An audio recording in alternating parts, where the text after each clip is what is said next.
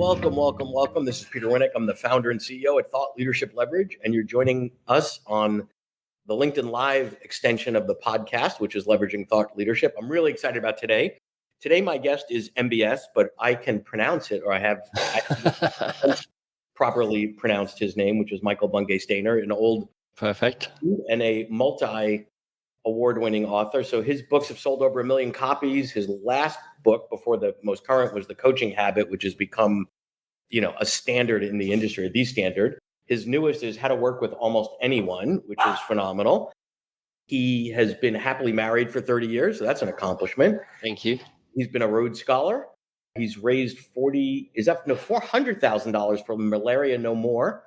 And he's been I did that as a collab book with Seth Godin in that year where he did imprint books, and it's a project I'm really proud of. We kind of figured out a way to partner with Amazon to take all the money from book sales into donations to support buying mosquito nets. Yeah, that's cool. Yeah. So let's dive in. This is not your first rodeo, as they say, and you and I were chatting a little bit earlier. You are sort of on the tail end of the craziness of the launch phase. Yeah. But tell us about, because you and I were just having this interesting conversation. I want to stop it so we could have it here, about what how you think about a book launch in terms of phase 1, phase 2, et cetera, because I think it's important. So the starting point for me is it is really hard to write a book, except compared to marketing a book.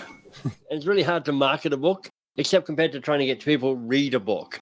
So, do we even try to get them to read it? Let's even talk about that. We write them, we market them. I don't know anyone that has been pounding the drum saying, and I know that I've gotten everyone to read it, because that's a whole different level. But that is a whole different topic. And I'll just say that, as a design principle I always try and go, what's the shortest book I can write that's still the most useful?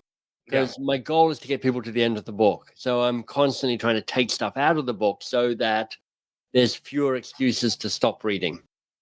But you're right. So I'm 6 weeks after the book launched.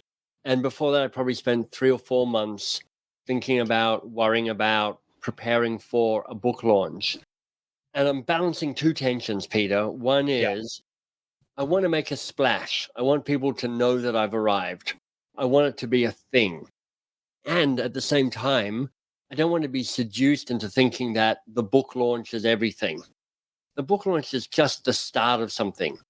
And one of the ways that stay there a minute, because I think there's this tension around the industry, if you will, the publishing industry, the PR folks, the book launch folks, whatever. Yeah. All have good intent, but they have limited bandwidth, right? So they typically look at a book launch as a month or two before planning, getting ready, 2-3 months, and then on to the next thing.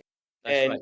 With a book like The Coaching Habit that's now 7 years old, you're still getting sales every week from it. You're still getting inbound interest from it. It's still building your brand. That's right. And nobody really cares when they get that book today and say, oh, let me look and see that was written in 2001. It doesn't matter, right? And I think that's a big shift that authors need to make in their minds. Well, I hold this perspective, which is certainly if you go with a traditional publisher, they're like, we're done and dusted after 6 weeks. We've got other books to write and produce and publish and launch.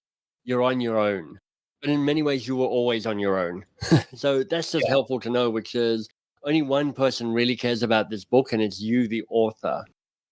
And what I think of, somebody told me this other day, it really rang true for me, which is it normally takes 2 to 3 years to get a business up and running and really going.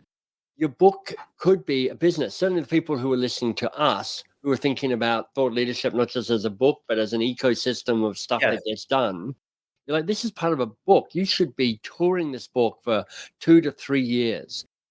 This seed first got planted with me when I talked to David Allen, the guy who wrote Getting Things Done. Yeah. 20 years ago, he wrote that book. And I spoke to him, I guess, in 3 or 4 years after that. And he said, look, my book has sold more books each subsequent year from the launch year. And I was like, what a great goal that is. Yes. Not just to have a big splash of a launch, but to sell more in year 2 than I did in year 1, more in year 3 than I did in year 2. That is aspirational. Well, and most nonfiction business books in this market do sell more year 2 than year 1. Nobody talks about that, because what we want is this immediate gratification, this dopamine hit. We want to go on Amazon and say, at 2:33 on a Tuesday afternoon, I am number whatever in what category, right? Not I think the true test is that books should be a marathon, not a sprint. I mean, I'm agree. sending out copies of In Search of Excellence, Good to Great, Never Eat Alone, books that have just made an impression on me, and nobody ever says, "Oh, that's so dated," right? Yeah, so I think often in book sale you have that kind of peak on that kind of the launch week or so, Yeah. and then there's a dip, and Yep. then sometimes people abandon their book. They're like, okay, I'm on to the next thing, or I'm tired, or Yeah. I'm exhausted, and often that is the death of the book. But I think the authors that get to thrive in thought leadership are the ones who go, great, okay, the dip happens, and then I'm going back to find the book's level, and I'm Yeah. doing that through a more consistent, steady drumbeat of ongoing marketing. So my team, for instance, in 2 weeks' time, so 2 months after launch, we're doing a regathering, and then we're like, okay, what are we excited about? What's Yeah. landed? What are people actually picking up about this book? And what does that tell us about the next phase of marketing, which is going to do it for a year? And then after a year, we're going to stop again. And then we're going, now what are we learning? And now what should we be doing? And now So how will we let me adjust this? pause you there. So when you talk about marketing, I just want to double click on that, right? When you say marketing, yes, at first blush, that means marketing of the book. What are we doing that's working? What's not working? Who's it resonating with? What are the patterns, et cetera, et cetera. Yep. But the other piece in marketing a book, you're not just marketing a book, right? So the book should be the beginning for many people, because you've been at this game a while. This is an ongoing part of the relationship that your followers have with you. That's right. For many other people, this is the first time they've been introduced with you. So now they're going to your back catalog as well as box of crayons, all the products and services. So talk about sort of what the marketing really means. It's not the $20 or $25 that the book sells for per se. Well, it depends on what your business model is. But for me, a book should always be a gateway to an ecosystem. Yes. And I hybrid publish my books with a company called Page Two. Jesse Finkelstein, I'm one of the founders. And part of what I love about working with Jesse is it effectively means that I am the executive editor of my own book, which means that I get to not only call it what I want and have it look and feel like I want to, but I get to put calls to action throughout the book, the ones that serve me most. So, in this new book, a third of the way through, there's a call to action say, hey, would you do me a favor and would you write a review on Amazon? Because in early days, getting to a certain critical mass of reviews is really helpful for a book. But there's also all sorts of QR codes and reasons for people to come to the website to get the free stuff. Yeah. So that I get to introduce them to me. I get their email address so that they're on my list. And then I can move them through a nurturing sequence to encourage them to be part of my world. And for some of them to give me some more money so I can sell them different things. So I want to talk about the publishing side of this because Page Two is phenomenal. I'm a big fan. I've worked with a lot of their authors, and I love what Jesse and the team do over there. You could theoretically pick any publisher that you wanted, right? Right.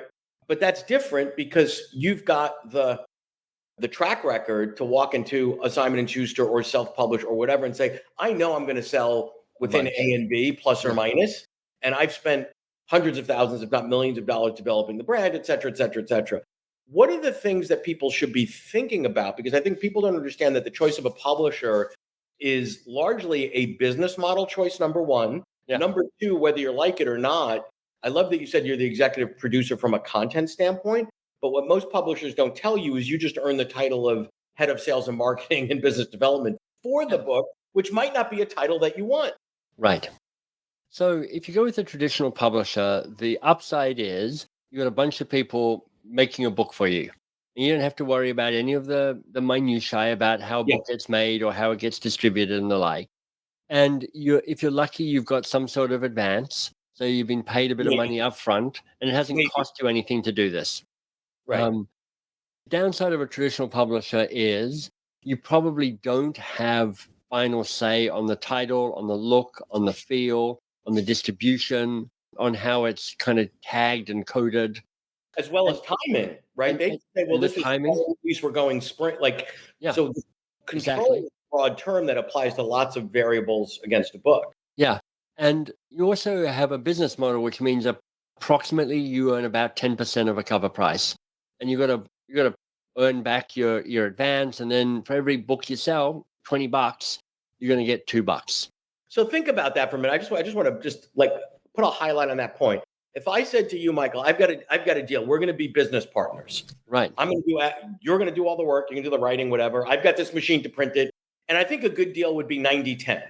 Right. You would probably tell me because you're Canadian, the polite version of flip off, right? Yeah. But yet with publishing, you say, oh, thank you very much. Like in many instances, it doesn't make sense for a lot of people, right? It doesn't make sense to me to go, look, I would love to sell more copies of this book, but it's going to take me time and effort and money to do that.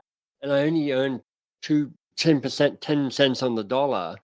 It feels like, well, where's your investment on your share of that book to help drive it? And mostly they're like, our investment is getting it distributed for you. We're on to the next thing. Exactly. Or paying for offices on 6th Avenue and all, our overhead and all that stuff. And honestly, I've never met anybody who's gone, my traditional publisher, they were amazing at marketing my book. They're not that good at marketing books. Yeah. To be fair, I don't think anybody has locked down on how to really brilliantly market books. We're all competing. It's hard to get people's attention, but I don't think publishers have some secret knowledge that they're not shared with us. But I want to use that as actually a bridge to the content for a moment, divert. Right. So the subtitle of your book is 5 Questions for Building the Best Possible Relationships. Yeah. And my point is, one of the ways that you are brilliant at marketing, not just this book, but your previous books, is through the relationships that you have and have developed, as well as your reputation in the thought leader community. Right. So how critically important is that you're in a unique position, that you've got lots of friends, and we know a lot of same people that are thought leaders, authors, et cetera, that are actually your best marketing engine? It's certainly one of the key marketing engines I have. And for me, a lot of the pre-work is knocking on doors of people I know a lot or a little and asking for favors. I mean, if you look at this book, on the front page is a blurb by Brene Brown, who I got to meet before she became, amazing and very well known. In fact, she asked me to blurb one of her early books, which just shows you how far she's gone and how not far I've gone. On the back, I've got Kim Scott and Amy Edmondson and Seth Godin and Liz Wiseman. These are all big names. But there are also people who I built relationships up with for 10 years. There's not a single person there who I haven't known for less than 10 years. So, I just want to unpack that. It's not just that their names are sitting on the book. That's lovely. And in the ancient days of when I used to walk down the aisles of Barnes and Noble with my Starbucks in my hand and look and say, I don't know who this Michael Bungay, can't pronounce his name is, but all these other brilliant people said something. Yeah. The real juice that you get out of it today is when a Liz Wiseman or Brene Brown then promotes it to their followers, because they've already curated an audience that has a much higher propensity to buy when their person says, check out what my friend Michael did. That's right. So you're trying to find hubs of influence to sort of say, this person's worth doing. So, as an example, I reached out to Liz a month before the book launched, and also to another author, Tasha Urek, who's also brilliant and is working on stuff. And the three of us ran a joint summit together, which is the three of us coming in, and we taught stuff, and we each promoted the summit out to our lists. And it meant that 1,000 or 2,000 people from everybody's list showed up and registered for the summit, and they got to hear about all of our work, and we got a chance to cross-promote each other to our people. So now people that were Liz fans that might not have heard of you, there's a trust transference. Yeah. Right? And say, oh, this guy's kind of neat too, and he's kind of interesting too. Exactly. And I arrive with Liz's blessing. And for the people on my list who haven't heard of Tasha arrives with my blessing. Yes. And we have fun. And, I selected these people because they're smart. They have a followership so that they're known and loved by people. Our work is simpatico, so there's a way that we fit well together. And I like to co-create with people. So there's a sense of shared responsibility around it. Well, I love doing that. But that's one of the ways I'm like, how do I find people who might want to hear about my book?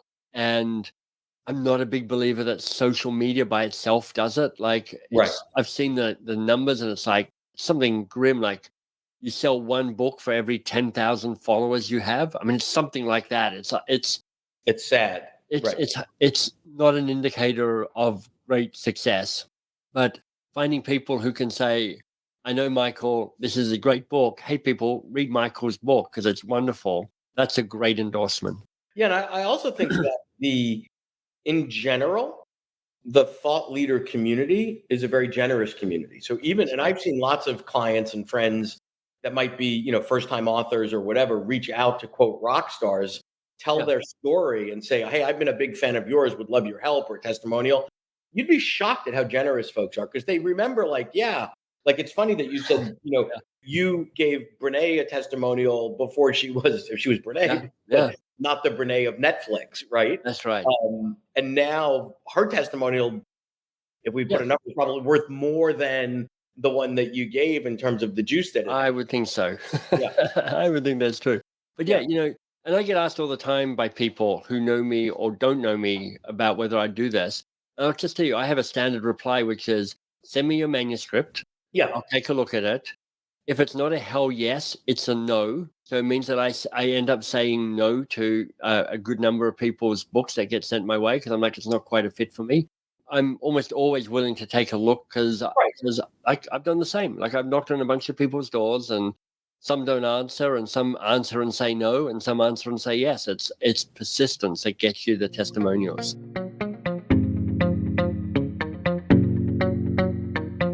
If you're enjoying this episode of Leveraging Thought Leadership, please make sure to subscribe.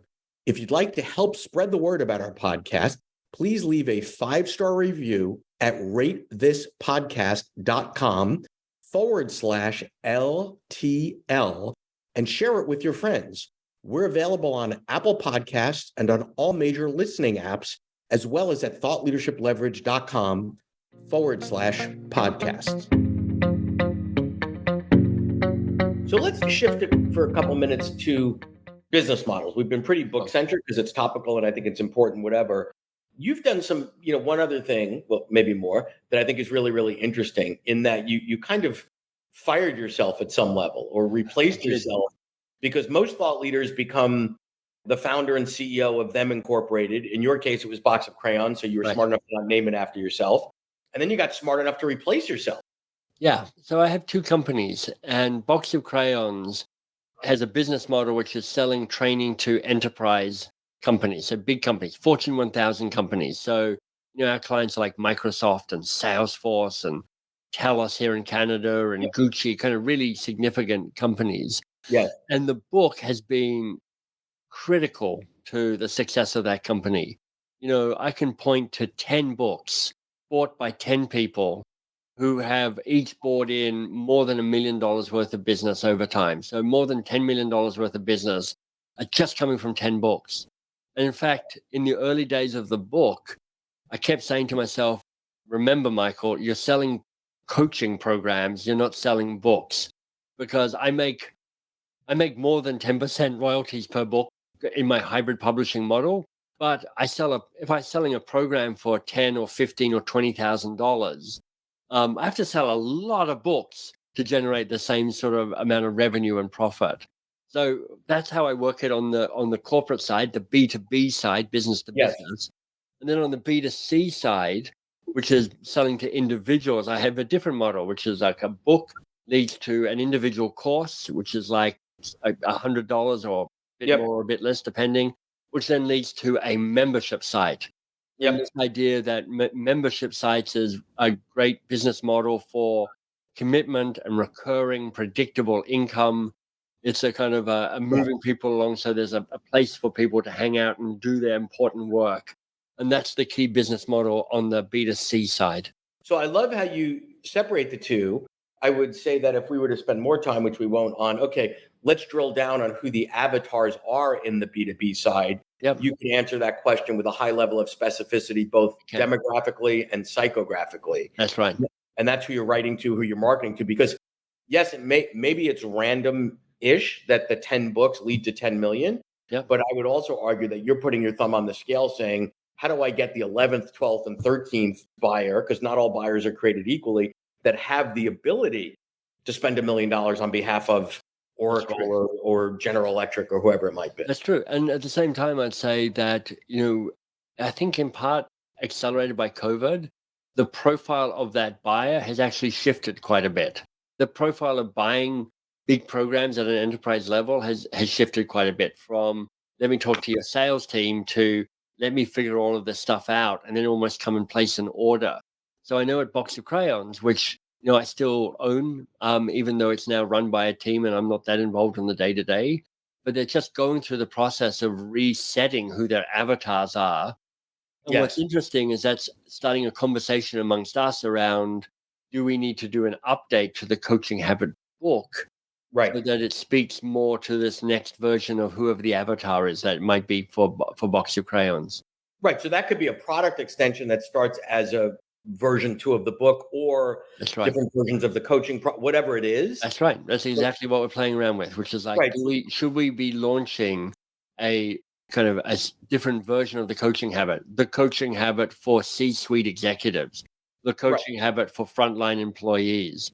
Right. Should we be doing that? What would that look like? How would we put it out there in the world? We're wrestling with all of that at the moment. But you're doing that not because you woke up one day and said, I think I'm going to do the Coaching Habit for sales managers. Right. You're doing that because you've observed patterns after a ton of book sales, 7 years of the product being out there. It's like, we might not have thought of this when I wrote the book, but these newly minted sales leaders or whatever resonate with this more. Yep. Let's make something a little bit more bespoke for them, because there's a lot of them and that's a viable market. Spot on. That's exactly right. So let me ask you this. Speaking. So everybody wants to be a speaker because it just seems so damn glamorous, right? You get on a plane, you go to Scottsdale, you get paid a ton of money, and in 45 minutes, your day's work is over and it ends in a standing ovation. Who wouldn't like that? Yeah. So tell me your experience there. The very best of speaking is exactly like that, where you fly somewhere nice, you have a crowd that is happy to see you. You speak in a way that feels meaningful and moving, and you can see that you're actually help nudging people in their lives. You can get paid really well for your 45 minutes or 75 minutes or 90 minutes or whatever it is. You get to hang out in a nice hotel for a bit and then you fly home. So the best of it, it's amazing. There's a way that if you make speaking all of what you do, you have to you're basically on the road touring a lot. In years past, I had 1 year where I did like more than 100 gigs in a year. And I was extraordinarily depleted at the end of that year, because you also spend a bunch of time on planes, spend a bunch of time in airports, spend a bunch of time watching your delayed plane in an airport, spend a bunch of time in very non-glamorous hotels, spend a bunch of time in front of an audiences that aren't that interested in anything that you've got to say. So and also you're like, and also I'm just saying the same things over and over and over again. So there's a way that you can get a little tired of your own jokes, your own voice, and your own opinion about everything. So it depends a little bit on your wiring, and it depends a little bit on your business model.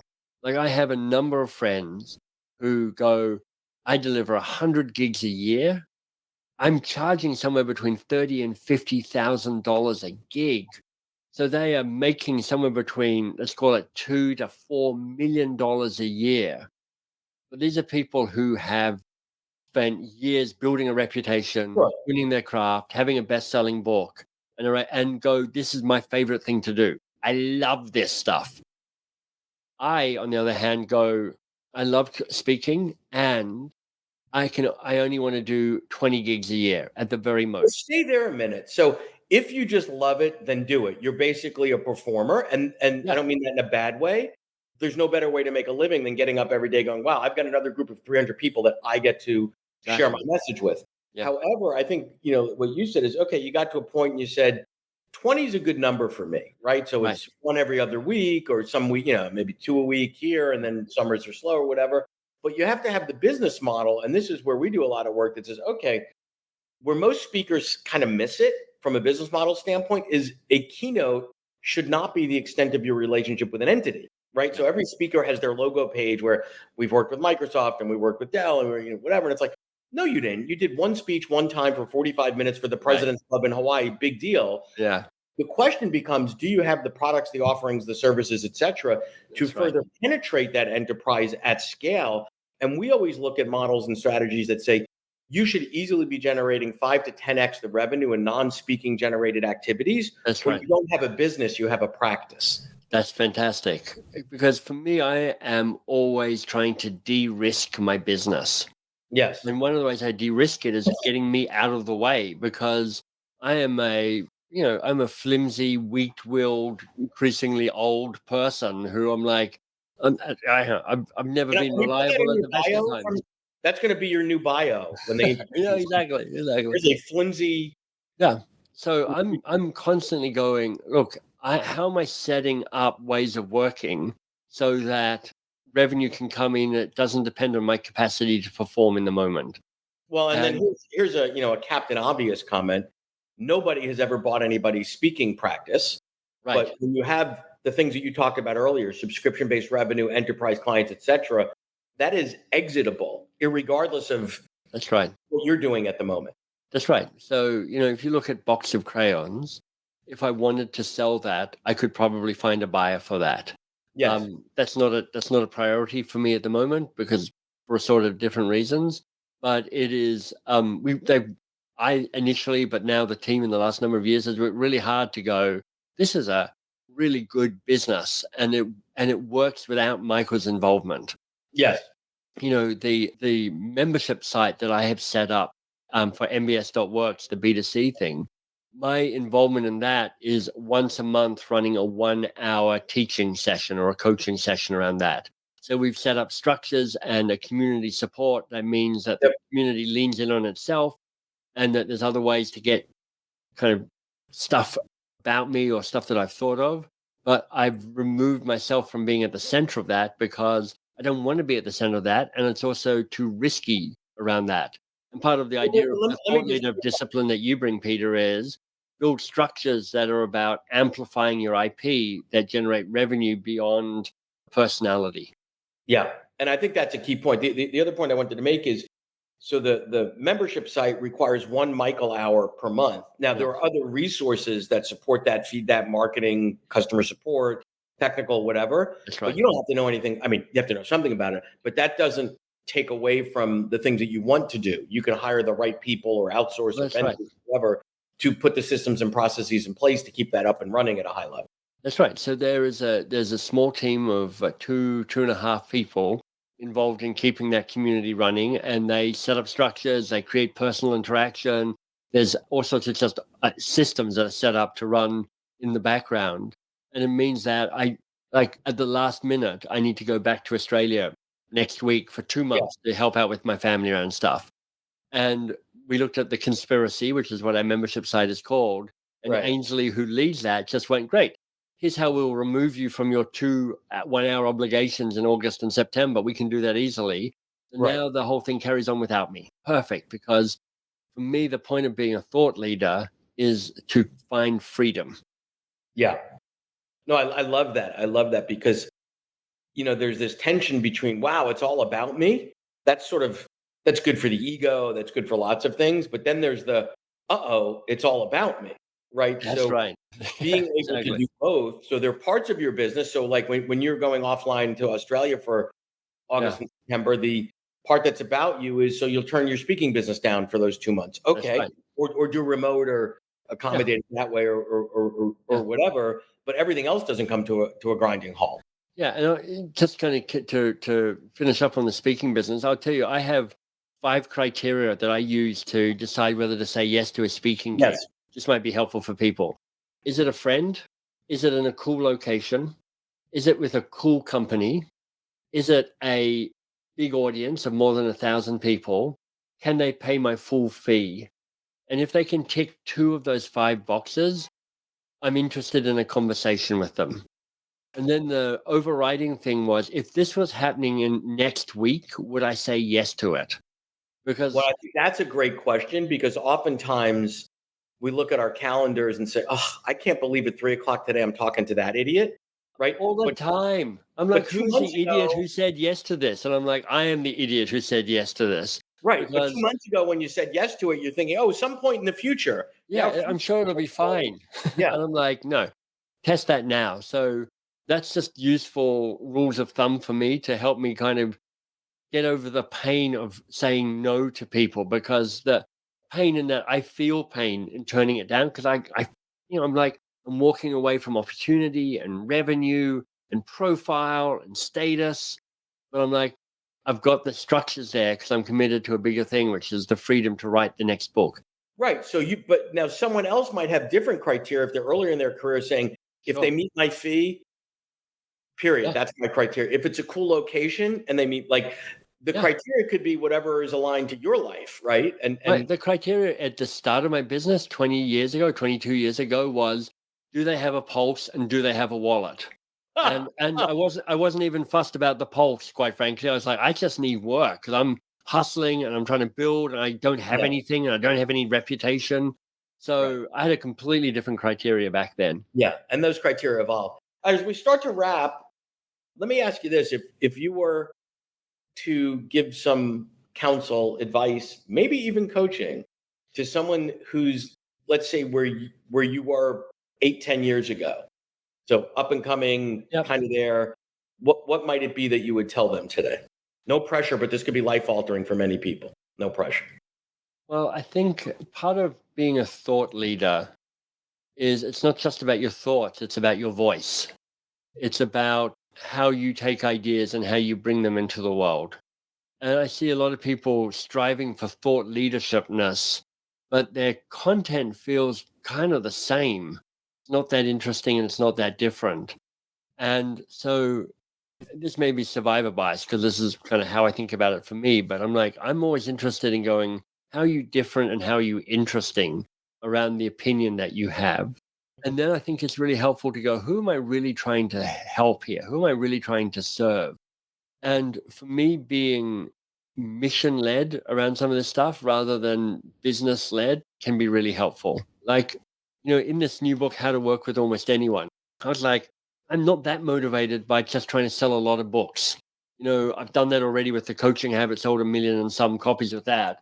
But as a team, we came up with this. This book is the start of a movement to improve 10 million working relationships.